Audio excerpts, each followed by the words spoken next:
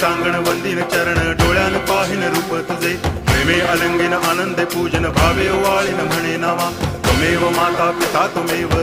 बंधुश्च सखा त्वमेव विद्या करुणं त्वमेव सर्वं मम देव कायेन वाचा मनसेन्द्रियैर्वा बुद्ध्यात्मना वा प्रकृति स्वभावात् करोमि यद्यत् सकलं परस्मै नारायणायति समर्पयामि अच्युतं केशवं रामनारायणं कृष्णदामोदरं वासुदेवं हरि गिरिधरं माधवं गोपिकावल्लभं जानकीनायकं रामचन्द्रं भजे हरे राम राम